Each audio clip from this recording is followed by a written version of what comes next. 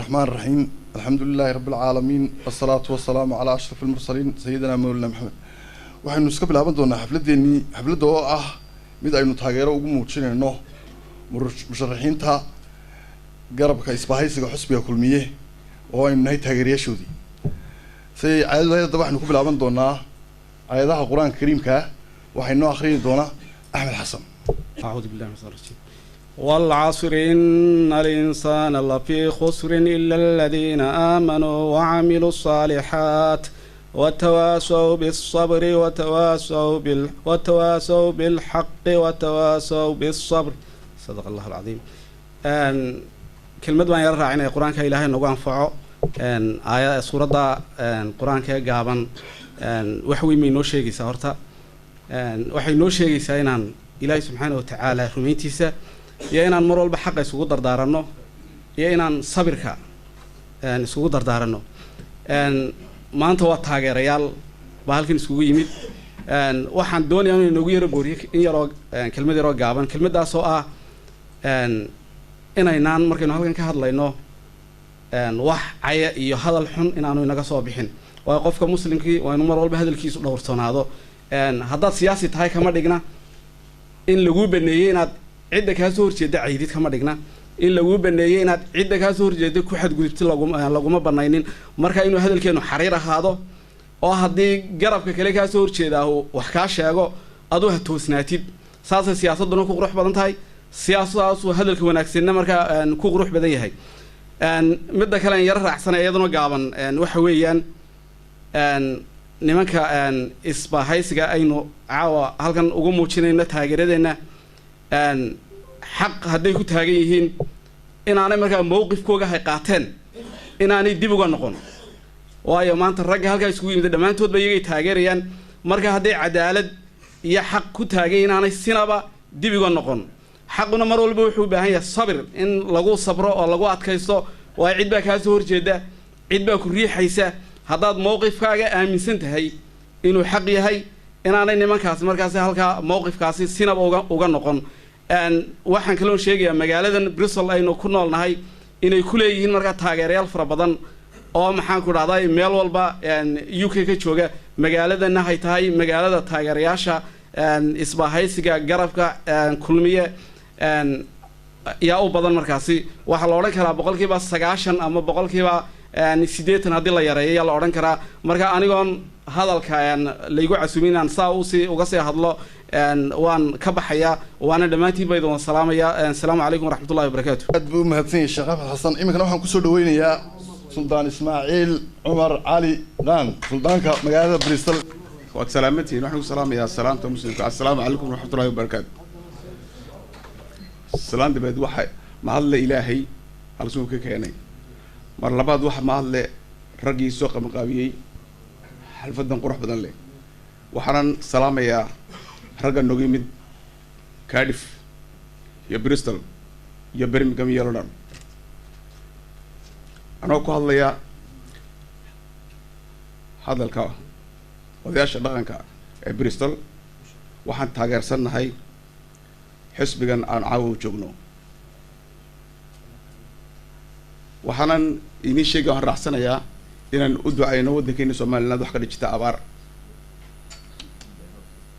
saasan ka baxay salaamu alaykum warahmatullahi wabarakatuh kana waxaan ku soo dhaweynayaa gudoomiyaha isbahaysiga UK China Blue oo kamid ah dadkii hawshan aan qabanay ka soo qayb qaatay la'aanteedna ayna dhacdeen gudoomiye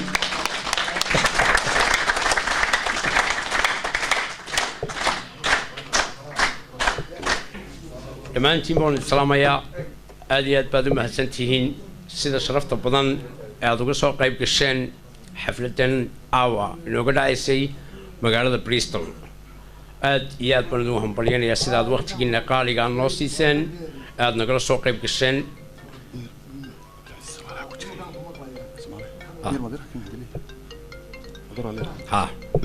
in raalli ahaada waxaa soo hadlaya imiknaaw Cabdicasiis Samaale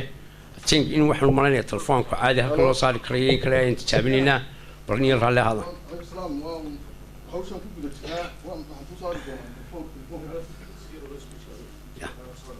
way maska socda okay in dhammaantiin baad u mahadsantihiin sidaad uga soo qayb gasheen xafladan qaaliga ah ee ka dhacaysay maanta magaalada Bristol ee xusbiga isbahaysiga isbahaysiga kulmiye laantiisa Bristol iyo laantiisa UK aad baan idinku hambalyaynayaa dhammaan dadka ka yimid magaalooyinka kala duwan Cardiff Swindon especially Cardiff aad iyo aad baan idinku hambalyaynayaa saad nagala soo qayb gasheen xafladan qaaliga in sidaan horeba idinku sheegnay waxaan ka hadlaynay waxyaalo aad iyo aad u fara badan oo runtii xaqiiqdii taabanayay maanta dhibaatooyinka waddankeena haysta ama waxyaalihii faraha badnaa ee foosha xumaa ee ka dhacay waddankeennii taasi oo ah mid aan qofnaba aan kaba qarsoonayn waxyaalaha badan ee runtii ka midka waxaad moodaa in dadkeennu maalinba maalinta ka dambaysa lasii caadaysanayo lunsiga la lunsanayo hantida ummadda taasi oo aad moodo in maalinba maalinta ka dambaysa ay aad iyo aad u sii kordhayso runtiina aad moodo dadkeennu inay caadaba ka dhigteen amaba ceebba aan loo arkahayn dowlad kasta oo iminka ina soo martaba isku wada dar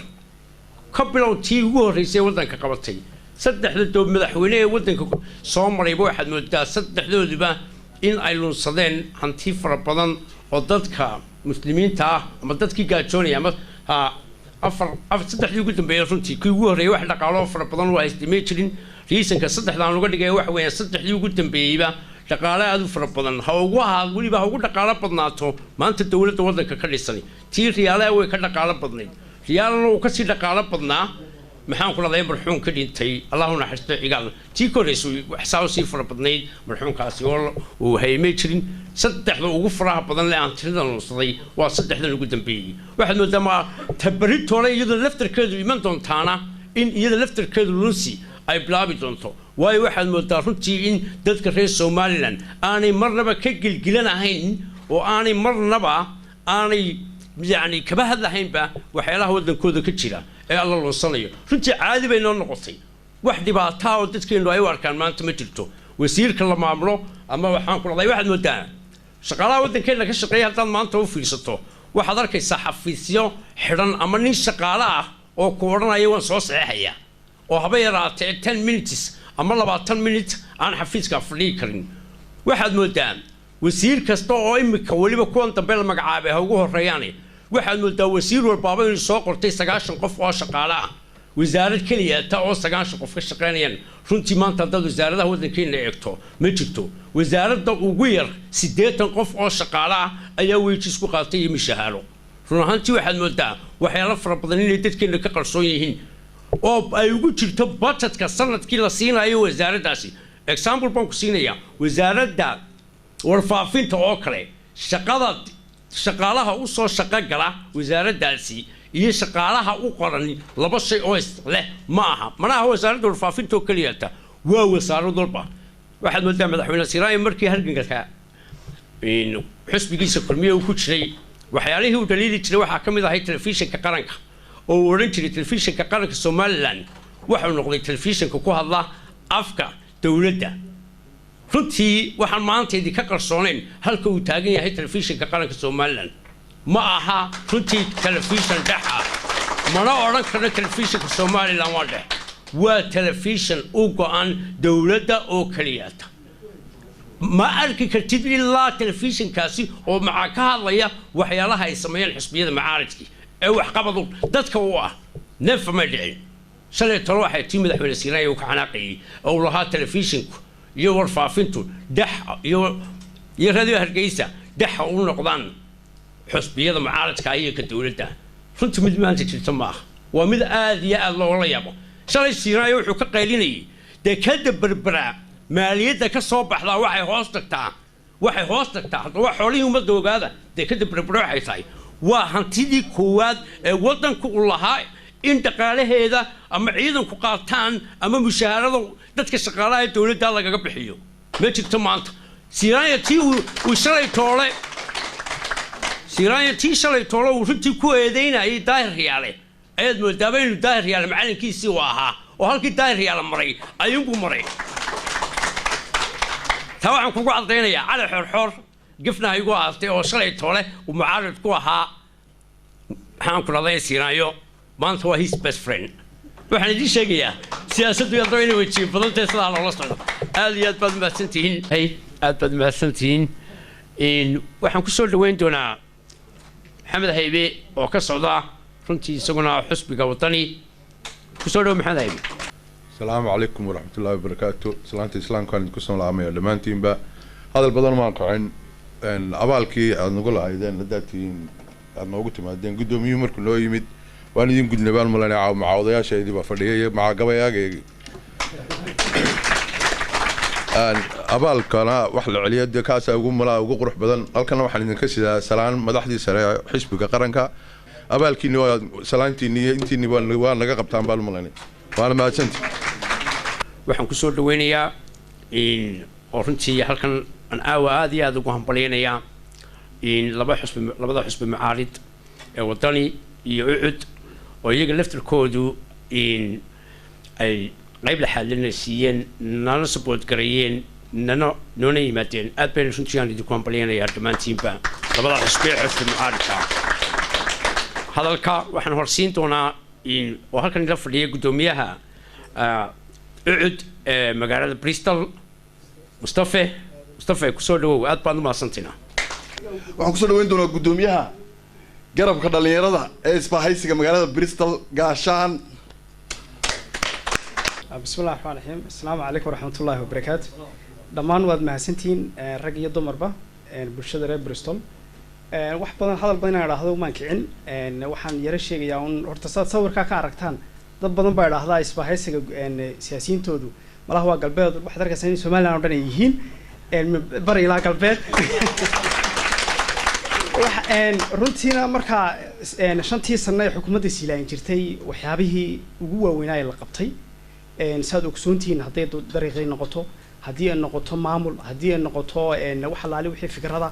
nimankii qabto waa nimankan wax alaali waxaan ay kulmiyo ku faanto shantaa sano waxaan xusuusinayaa insha Allah inaanu dhammaan taageerayaasha Bristol isbahaysiga inaanu anagu diyaar u nahay dhan allaale dhankii ay noo jeehayaan waxaan ku leeyahay talin lahaa inay sida ugu dhaqsaha badan haddii kulmiye laga quusto wax allaale wax faa'iido ay ka soo socon inay insha Allah dhinac inoo jeehayaan oo insha Allah aanu diyaar u nahay aad baan u mahadsantiin dhammaantiin sida ugu soo qayb gasheen wa assalaamu calaykum waraxmatullaahi wabarakaatuh UK waxaan iminkana ku soo dhaweynayaa xubin ka mid ah xusbiga ucid oo inaga soo booqatay Cardiff cali cadceed bismillaahir rahmaanir rahiim waxaan doonayaa inaan yar ka hadlo anigu xisbiga de kulli nimanka isbahaysiga ay magacaaw ka hadlayna anigu tala ahaan isbahaysiga waxaan soo jeedin lahaa inaan ku noqono xisbiga kulmiye sababtoo xisbiga kulmiye waa kaynu ka tirsanayno cadaalad darrada waa kaynu ka tirsanayno inuu nagu abuuray qabyaalad hor leh oo cusub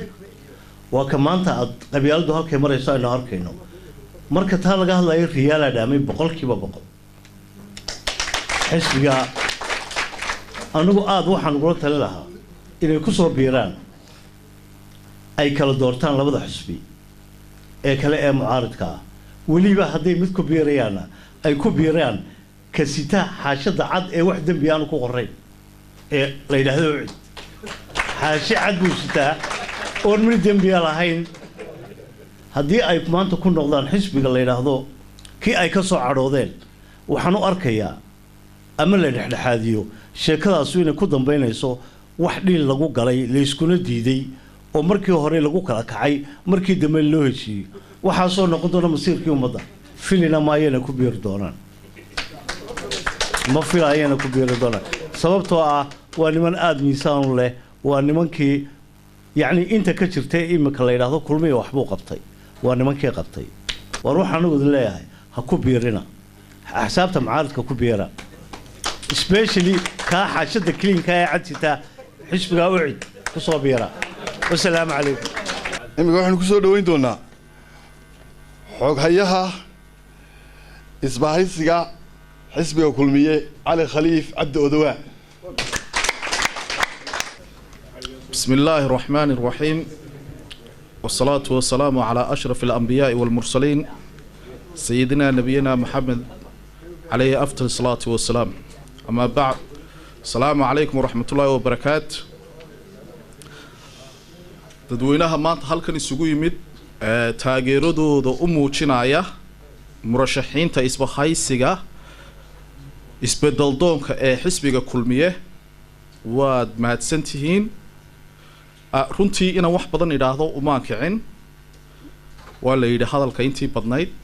kuley 2 kelmadood umaan raacin doonaa. adduunyada dadku nidaam bay kala dhaxlaan. nidaamka la kala dhaxlaa waxa weeye bini aadamku in yar buu nool yahay, adduunyadana uu ka tegayaa. dad baa dhalan doona ay dee innaga dhabarkeena ku jira oo iyaguna ummad kale oo beritola nool noqon doona. dadkaasi xuquuq bay kollay nagu sii leeyihiin dadkeena nool in aynu qodaxda iyo shilintaba ka gurno meeshii ay beritola iman lahaayeen. bilaahi calaykum, waxaan aada u dhaliilsanahay nidaamka madaxweynaha jamhuuriyadda somalilan mudane axmed siiraanyo uu u maamulay xusbigiisii iyada oo horena looga tirsanayay godobo hore oo doorashadii hore ee dhacday ee xusbiyadu ku kala hadheen ah. tan maanta waxay noqotay in dadku sharci bay dhigtaan oo sharcigaasaa la ilaaliyaayo hadhow toolo markay dabacdo lagu furaaye waxay noqotay hebel baan u shan soo qaado waan soo rooro hebel kalaan u dhiibay oo ree hebela anigoo ree hebelaana u dhiibay. wax ummadda somalilan dhaqaaya oo aynu inagu qaadan karayno aniga ilama muuqato. dadka beentii caqli lana way arkaysa.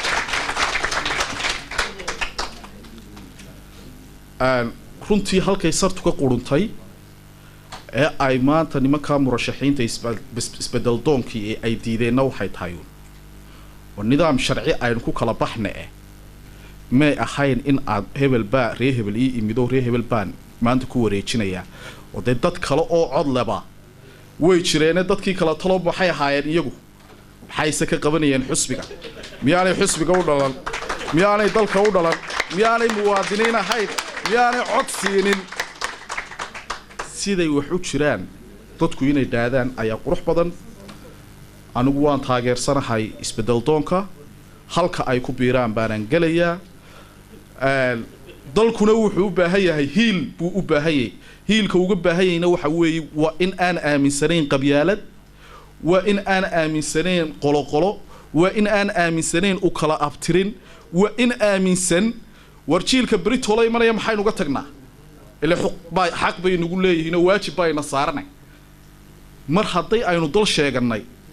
rule of law bay inooga baahan yahay in beritola uga tagno. nidaam beritola noqda wax ay ku dhaataan, wax ay ilaashadaan,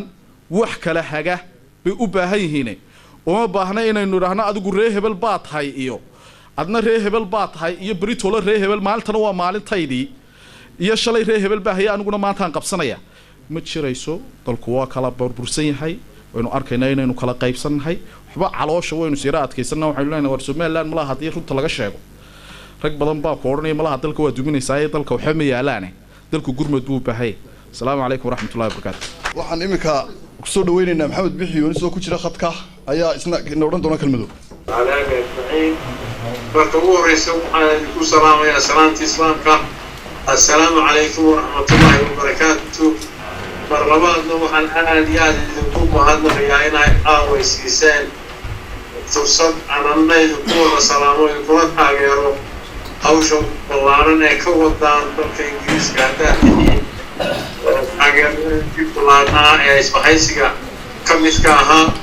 sida uga socotaan waxaan kala hadlayaa sabab hadii la hayran waxaan ku socdaa in Allah geesay maalinta salaasada. waxaan doonayaa inaan idin sheego inaan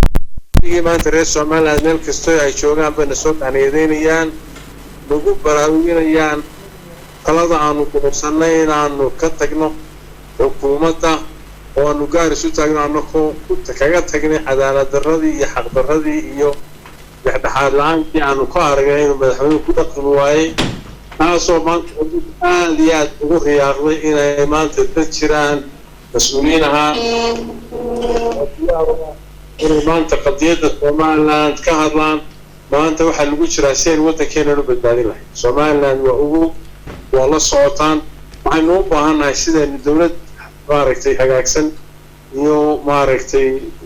xukuumadda u adeegto u samayn lahayn haddaanu nahay isbahaysiga waxaanu idiin sheegaynaa in dacaayadahan rafiiska ee meel kasta la marinaya xisbiganay galeen iyo kaasay galeen aanan midna gelin aanu si geli doono kii aanu ummadda dantiisa boodno ayna naga go-aan tahay inaanu isku duubnaano annagoo danta iyo dalka u turayna eegaynana inaanu wax ka bedel samayno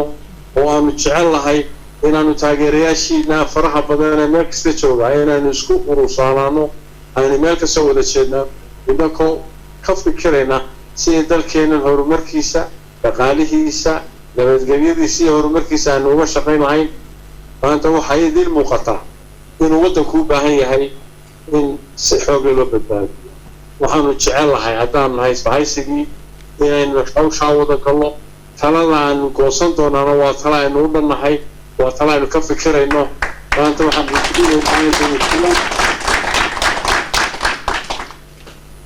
aynu goosanay tala annaku noo gaadho waa la socotaan dad fara badan baa nagu soo qulqulaya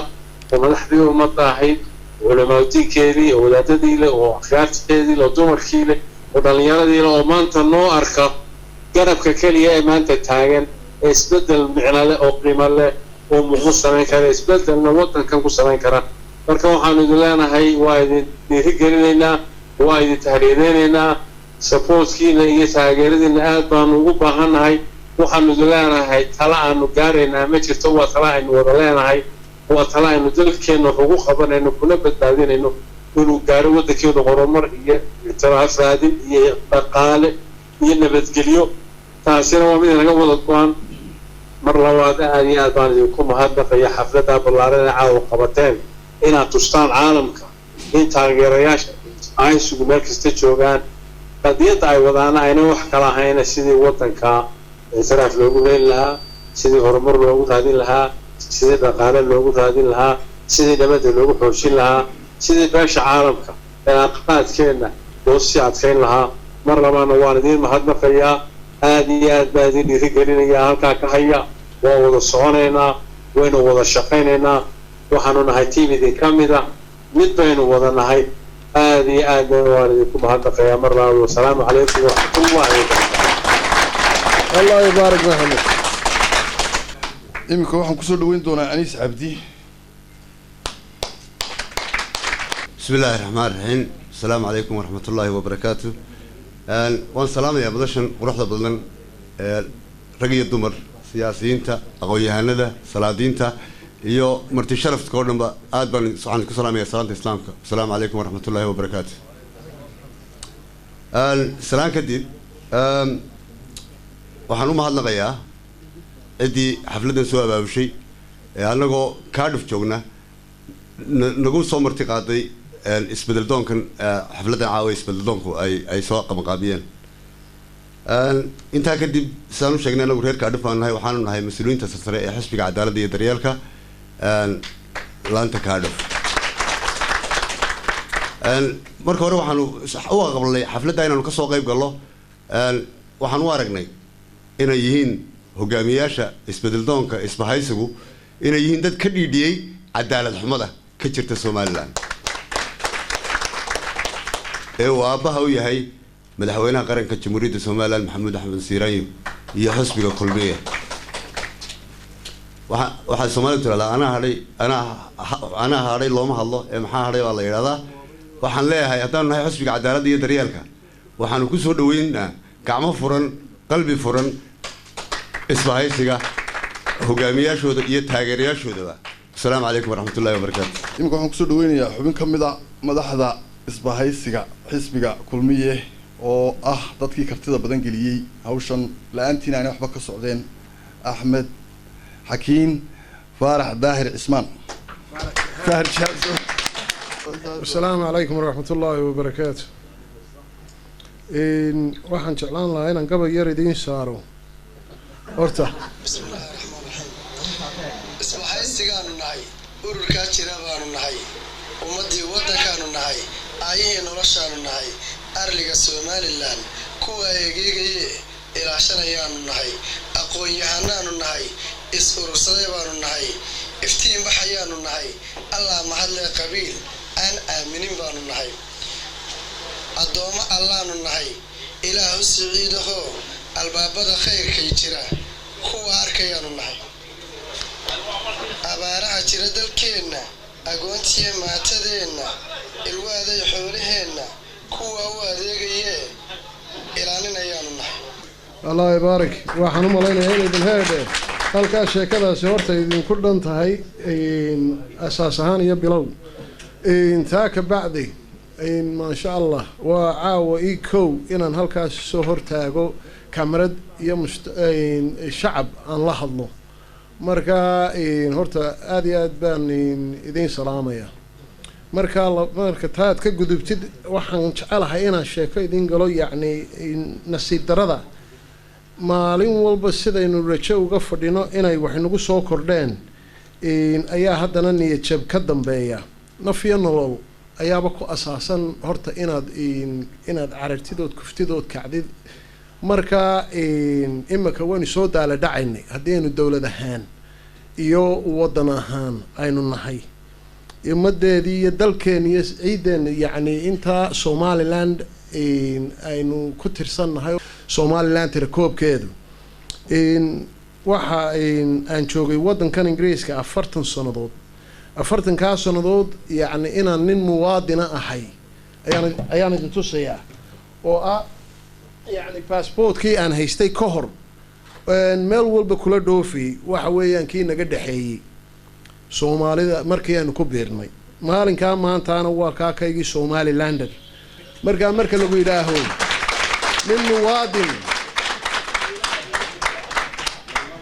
nin muwaadina baan ahay oon weliba dee idin leeyahay dadkaa maanta le waa jab soo dhacay way iska hadleen afxumada dadkeenna yacni waxaad sooranaysaaba dadkan islaamka ee akhlaaqadu ay wax ka si noqdeen ma aha dadkii hore yacni ayna dhalay waxaan maanta ay meesha cararayaa aada iyo aad baan wallaahi uga naxaa oo waad la yaabaysaa akhlaaqadooda iyo asluubtooda marka dadka waxa ku kasbay inay sidaa noqdaan marxaladaha ay soo mareen marka dhaawac badan baan u malaynayaa inuu inaga soo gaadhay dagaaladii aynu xamar ku kala baxaynay tiina waxaa ka dambeeyey dagaaladii sokeeye oo dhaawac kale inoo sii geystay markaan anigu intaaba halkani baan joogay alxamdulilah dee dhaawac iyo dhibaataba waydun soo marteen dadkiinaa soo halgamay qaxay aabbahay wuxuu ahaa ninkii ugu horreeyey snmka xafiiska saldhigga ingiriiska iyo yurub u furay faarax jihaad marka yacni taariikh haddii aynu marno waynala sii dheeraanaysaa tii caawa aynu u fadhinay ee ragga maasha allah mabsuud aanu ka ahayn ee waxtar u sameeyey dalka ee aanu uga fadhinay inay halkaa kasii anba qaadaan ay kusoo dhaweey yacni kusii taraan dalkooda iyo dadkooda wax dawadun arkaysiin niyad jabka inala taala wax boob oo ururso horta waa laga fiican yahay haddii aad iimaan leedahay haddii aad ilaahay ku kalsoon tahay waxaad ogtahay ceeshkaagu inuu xaadiran yahay bilaa hadal marka nasiib darada dee maanta raqa waxaan ku leeyahay raq odhan maayee da-da maanta uu siraanya ku joogay iyo ciidamka halkaasi de garbaya iyo wixii ka dambeeya maamulka la hayaaba halkay xabaashooda kala buuxinayaan hantida ummadda ayaan anigu la yaabsanahay laakiinse ilaahay sifihiisii aad adduunyadani ku socon lahayd wuu kuu sheegay taasina waxa weeyaan sunnihii rasuulka salawaatullaahi calayhi wasalaam haddaba democracy baynu dhisanaynaa xusbiyadani heedha inay ka madax banaanaadaan weeyaan dowladda xaakimka xusba xaakimka wakhtigaa haya waa inay heedha distoor yaalla oo ka madax bannaan oona nin waliba una sifihiisa oranayn anigaa dowrkani leh oo dadku heedha hagaa oo dadka ka qabta xusbigii ciddii wax dhibaato ku keenaysa waxa weeyaan 3 xusbi oo qaran saddexdaa xusbi ee qoran waxa weeyaan ina sifaheedii ay ka madax bannaanaadaan dowladda xukunka haysa iyo ninka heedha guddoomiyaha u ah xusbiga ma odhan karo anoo qurun baa matala waa ina dhistoor loo sameeyaa si ay dabeetana ku kala sifaysmaan oo ay ku kala socdaan xusbiga iyo dadka badbaadinta dalka marka ma odhan kartid allahu mustacaan dowladda ayaa xukumaysa xusbigii dalkii dadkii oo waxa weeyaan dictatorship marka dictatorshipka ragga xusbiga kulmiye ka baxay 112 ku koobnaa waxay ka codsadeen Siraanya inay wax ka bedelaan oo distoor u dhigaan dalka cidismay weydiinin waxay raacaa hore kaga baxeen xusbigii kulmiye waxa la isku diiday in loo qorsheeyo dalka badbaadinteeda iyo sifihii lagu hagi lahaa oo ummadoo dhani ay u sinaan lahayd tiimay dhicin labaad baad maantana markaasi dabeetana xusbi xaakimka maanta maamulaya dalka uu ku dhaqmay oo waa kuwa dadka nadiifta ah ee wax diiday ay banaanka kaga soo baxeen marka maxamed axmed maxamuud Siraanyo waxaan ku leeyahay haddii aad ugu tala gashay dalkan inaad wax kaga tagtid de maad yeelin cammo aabbaha iyo adigu isku da'baydun tihiin dadkii halgamka ugu horeeyay baydun ka tihiin marka u malayn maayo heedha inaad adigu sabab u tahay ciddii halkaa maamulka gacanta kugula haysa ayaan idin leeyahay warniyo jooga imikada waxaynu u baahannahay inaynu intaa yaraynu dhisano inaynu ilaashano marka allah ya baarik waan idinku badiyay hadalkee anagu waxaanu leenahay in isbahaysigu ha noolaado Somaliland ha noolaato waxaan idin leeyahay isbahaysigu haddii ayna jirin dabadeedna dadkii iyo damiirkoodiiba way dhinteen oo Somaliland hawaday ka baxday marka isbahaysigu ha noolaado Somaliland ha noolaato allah ya baarik waxaan kulley ku soo dhaweyn doonaa imika muumin inkastoo aniga quladkaygu de magacay iyo xilkaan ka hayaba aan idin sheeginayn isbahaysiga anu waxaan hayaa fayeenka bismillaahi raxmaani raxiim alxamdulilaahi rabbil caalamiin wasalaatu wasalaam calaa rasuulillaah runaantii caawa farxadeed halkan kaftan xodxodasho soo jiidasho ah wax waliba way ka dhaceen waa inaynu isku wada leenahay walaalayaal salaanta islaamka ka bacdi waxay ila tahay aniga dadkeena halkan iskugu yimid in talo iyo tabaabulshaba laynooga baahan yahay talada iyo tabaabulshada waxa inooga baahan inkastoo sidoo cabdixakiim u sheegayay dadkeena halkan joogaaba aynu u baahannahay inaan wax badan isku tarro oo aynaan dee dhibaato la-ayn haddana maanta dhulkeennii dareenka dadweynihii laga helayo waad la socotaan walayda xagga tabaabulshaha markaan ka hadlo waddankeennii maanta abaar xun baa ka jirta abaar aada iyo aada u xun baa ka jirta oo bariga ka jirta oo galbeedka ka jirta oo waqooyiga iyo badda agteeda ka jira oo hawdka iyo xadka aynu Itoobiya leenahay ka jira dadkeennii wuu jilicsan yahay ilaahay baa abaarta inaga kor qaadi kara ilaahay baana keenay waxaynu u baahannahay inaynu isu damqanno waxaynu u baahannahay inaynu isxasuusanno waxaynu u baahannahay maanta inaynu meel kastaynu joogno dalka gudihiisa iyo dibaddiisaba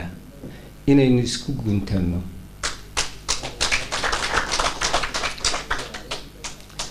ninkii wax tari jiray inuu sii kordhiyo wuxuu heli karayo gaar ahaan dadkeena qurba joogga ah dee biilal baynu diraayo waxyaalo badan baynu taraayo wax badan baynu xagga waddanka inaga gaadha maanta waa inaynu kasii kordhinnaa oo kii biilu diri jiray halkii uu diri jirayba dee hadduu usii kordhin karo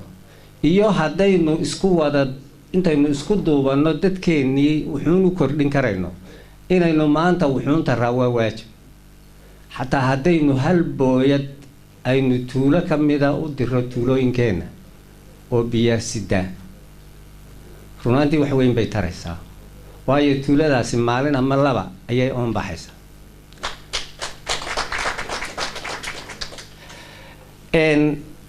sidaa awgeed dadkeennii gudaha joogay kuwa wax haysta iyo dibaddaba waxaynu ugu baaqaynaa in abaartaas iyo jilaycaa dadkeenna ay kala soo kulmeen abaartaa intii loo gurman karo in loo gurmado arrinta talada markaan usoo leexdo walaalayaal dee taladu waata la idhaa iyadaa adaa ku noolee maxaan ku idhaahdaa iyadu kuguma noola qof kastaana xaq buu u leeyahay inuu waddanka wuxuu dareemayo iyo wuxuu isleeyahay maxaan ku idhaahdaa waad ku kordhin kartaaba inuu sheego xaq buu leeyahay markaa maanta xaq baynu u leenahay waajiba inaynu dee waxay aynu odhan karayno aynu nidhaahno anigoo taa wax yar ka odhanaya waddankeennii runaantii laba arrimoodba way ka jiraan arrinta koowaad ee ka jirtaa waxa weeye gaabis arrinta labaad ee jirtaana waxa weeye leexasho dhinac aynaan kuba talagelin dariiqo aynaan islahayn waydun raacaysaa baynu ku soconnaa labada midna inama anfaco gaabis baynu ku jiraayo waxaan uga jeedaa gaabiska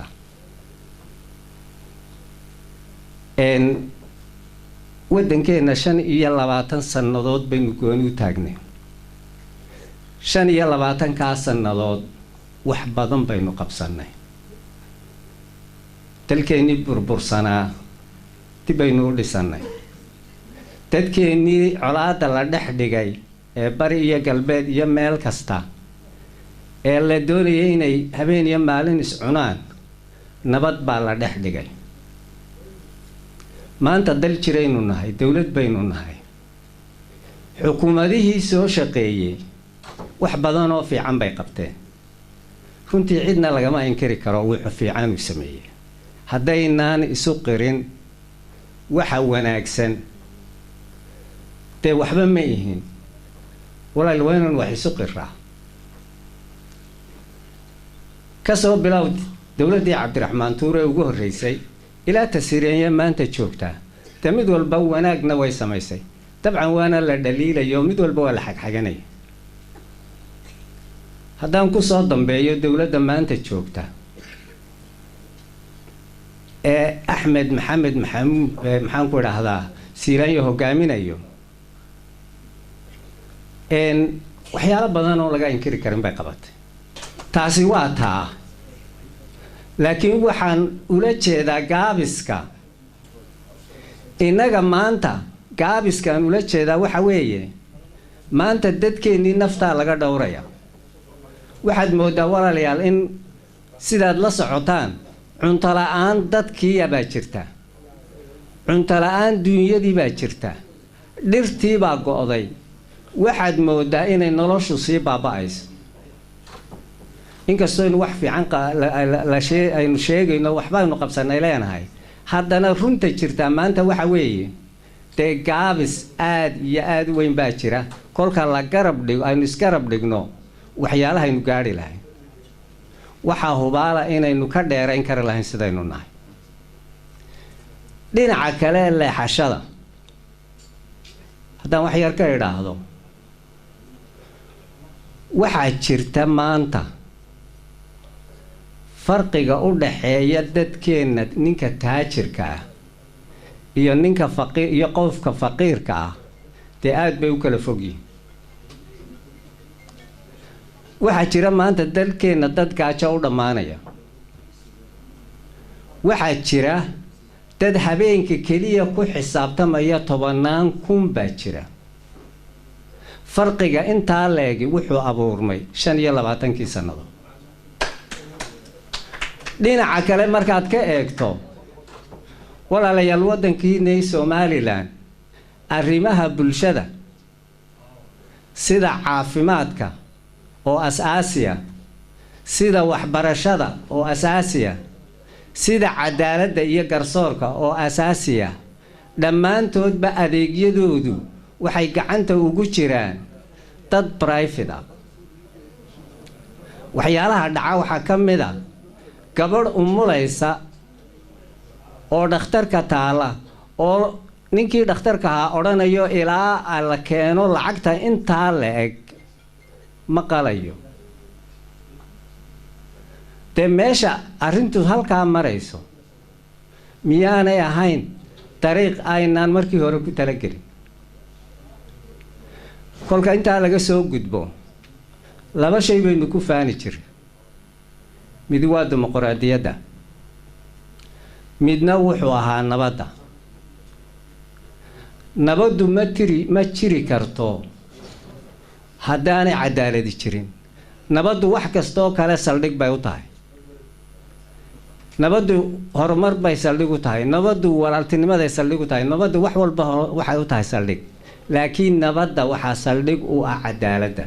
haddii waddanka cadaalad laga waayo nabadina ma jirayso. walaalayaal xagga siyaasadda waxaa dhacdood ogtihiin oo dhibaatooyinka hadda aynu sheegaynay ka mid ahayd in doorashadii ugu dambeysay ee xisbiga kulmiya golaha dhexe in si hadhcad ah oon laysu gabanayn laysmaquuniyey oo nidaamkii dimuqraadiyaddu lahaa laga tegay. dimuqraadiyaddu sidii halkan dhalinyaro badani uga sheegayeen waa tartan. laba qof oo tartamayana mid unbaa badiya. hase ahaatee ismaquuninta iyo isriixu waxay ka mid tahay cadaalad darrooyinka dadka aafooyinka u keena. markay arrintu halkaa marayso anoon ku sii dheeraan, aniga waxay la tahay inaynu laba baaq diro. baaqa koobaad waxaynu u diraynaa madaxweynaha dalka. madaxweynaha dalka anigu waxaan leeyahay, madaxweynow taariikhdu way ku sumaday. waxay kugu sumaday inaad ahayd ninkii ku guulaystay doorashadii ee bedelay madaxweynihii kaa horreeyay ee riyaale. ilaa maalinkaa maantana madaxweynea tahay. taariikhdaa ku sumaday waxay kula maxaanku idhaahdaa waxay kugu calaamadin doonto aayatiinkaaga adiga ayaa fartaada ku qoranaya. waxaa jiri kara qaar ku jecel oo meel walba ku daba socda oo madaxweyne siiraanyo madaxweynaha yaga idhaa. waxaa jiri karaya qaar badan oo ku dhaliila, laakiin labada midkoodna siday taariikhdu kuu sunti doonto midkoodna waxba kama aha. labaduba waa caatifad. waxaanu yeeri doonaa xogeyaha xusbiga ucid ee Bristol.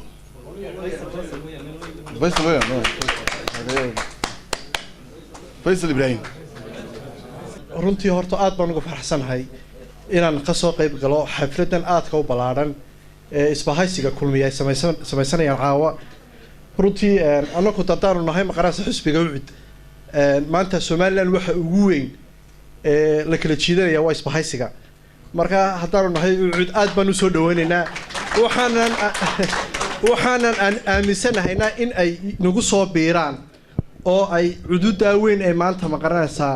isbahaysigu haysto oo ugu soo biiro xusbiga ucid. aad baan anagu aan u soo dhawaynaynaa. si kastaba waan samaynaynaa aan u kasbano isbahaysiga kulmiye. runtii horta waan ogsoonahay maanta dalkeenii waxaa ka socda abaaraha. marka abaaraha ugu badan dadkeenii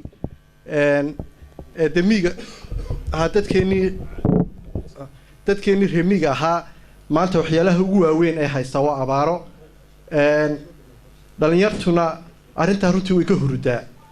oo ininku dee waxaan 25 sano ee somalilan jirtay waxyaalaha maanta ina horboodaya aan ka hurudno waxa weeyaan odayaal 8 jira oo waqtigoogii soo lumiyay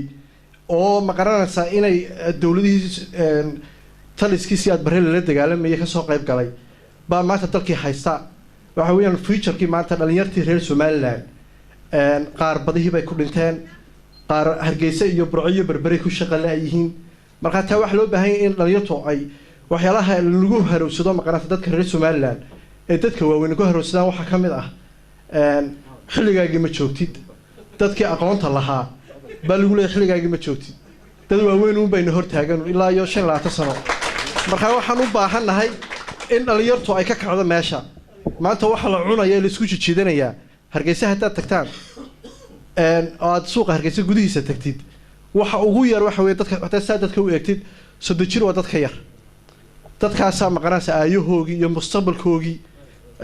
lagu ciyaaraya waxa rabaa in dadka dhalinyarta reer Somaliland ay arrinka ka baraarugsanadaan isbahaysigu hadaba su'aalaha ugu koowaad ee doonaya la isweydiiyo waxa kamid ah isbahaysiga maxaa keenay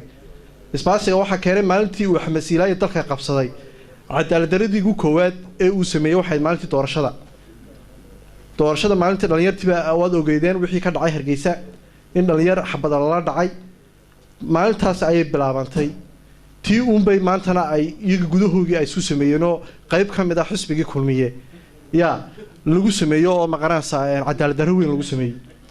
waxaan oran karaa waxa koow ah oo aabba u ah waxa weey dawladnimada waxa la yiraahdaa ma aha in uun guriyo la sameeyo iyo in la sameeyo laamiyo laakiin soo in integrity-ga dadka Somaliland dadkii la isku xiraa oo la sameeyaa bulsho isku dhan oo maqaranaysa isku meel ah marka waxa oran lahaa runtii isbahaysiga aad baan hortiinii soo dhaweynaynaa dulmiga lagu sameeyay xisbigii kulmiye shirweynihii la sameeyay xisbiga kulmiye dadka Somaliland aad bay ugu jeedeen marka waxa jira Somaliland xisbiye kala jira laba xisbiye kala jira de ku soo dhawaada ama xisbiga anagu cud baan nahay cud baan leenahay welcome to open hands nagu soo dhawaada oo xisbigan imaata waad aragtaan cadaalad-darradii maanta ka dhacay maqaranaysa kulmiye aad baan salaamayaa isbahaysiguna ha noolaado waan leeyahay assalaamu calaykum warahmatullahi wabarakatuh waxaan ku soo dhaweynayaa aqoon-yahan محمد فقيلي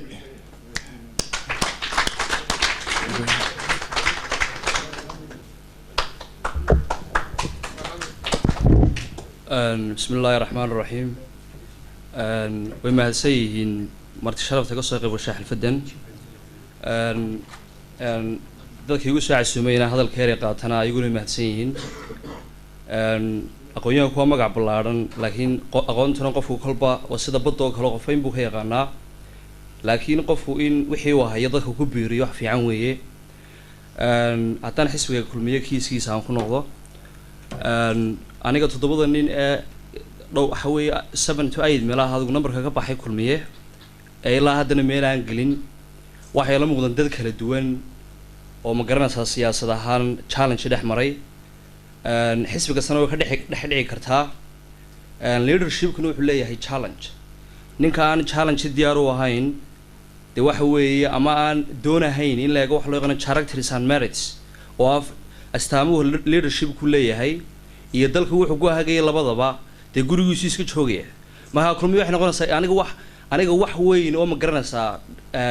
laga sii warwaro kulmiye dhexdiisa ugu haysa ma jirto maxay waxay noqonaysaa either 3 options inay arkaan in afkaar nimanka ka baxay kulmiye ama ku jira hadda wax dhaliishan in afkaar la tagi doonaan afkaartooduna u baahan yahay hoggaanka xisbiga kulmiye dabatana chance tan bala siiyo lana wada hadlo waxay diidan yihiin in la xaliyo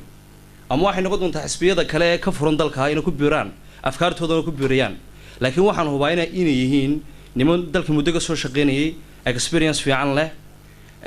xogagaala technically wax farbadan waxay u badan tahay inuu qofku faa'iido ka fikiro marka anigu waxaan leeyahay qof kasta kullukum mas'uulun wa kullukum mas'uulun an ra'iyatihi qof kasta xil baa saaran wuxuu xil ka saaran yahay adigoon qof aad u jeclaanahayn ama aad u nacahayn inaad mas'uul ka saaran yahay qofka dooranaysid iyo qofka garab istaagaysid iyo qofka ugu yeersid u saxsan nimanka madaxda xilka imanayana de ninka shalay toole aan ma garanaysaa aan aqoon badan aan lahayn hantina aan lahayn ee 5 cisho ku taajiraya aakhiro waa lagu weydiinaya waxaas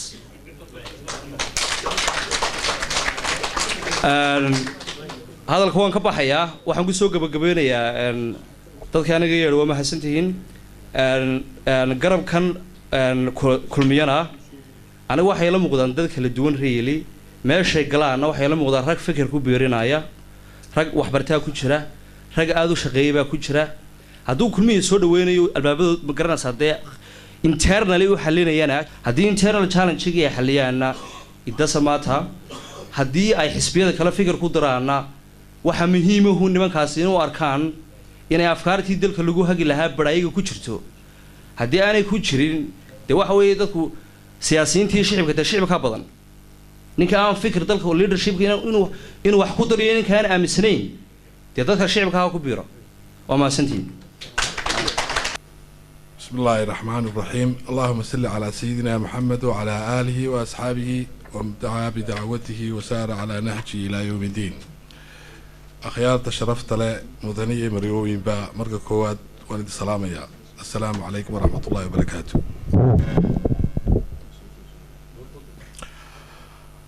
marka labaad waxaan aad ugu faraxsanahay inaan ka soo qayb galo xafladan oo igu soo casuumeen dhalinyarada soo qaban qaabisay garabka isbahaysiga kulmiye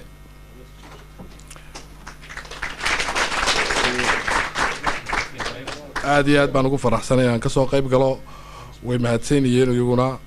waxaan leeyahay inu rajaynayaa garabka isbahaysiga kulmiye guul insha allahu haa guul baan u rajaynayaa insha allahu xisbiyada qarankuna dee diyaar bay idin yihiin baan kulley leeyahoo choiceka iyagaa iskale xisbiga ay ku biiri doonaan insha allahu inkastoona anu jeclaan malaa inay kaayaga kusoo biiraan waa mahadsantihiin runtii aad baan idinku hambalyaynaya labada xusbi macaalid xafladda nagala soo qayb galay laakiinse annagu still waxaan nahay weli xusbiga isbahaysiga qaybtii still kulmiyanne runtiina waxaanu ku biiraynaa run ahaantii runta marka hadalka meeshiisa loogu tago halka uu ku dambeeyo isbahaysigu ama madaxda isbahaysigu halkay ku dambayso ayagu mar walba isbahaysigu ku dambaynaya hadday kulmiyahoodii dib ugu noqonayaan hadday wadani ku jirayaan iyo hadday ay cidgalayaan choiceka mar walba annaga waxaa noo haya madaxdayada taa san runtii idiin sheegaya aad baanad u mahadsantihiin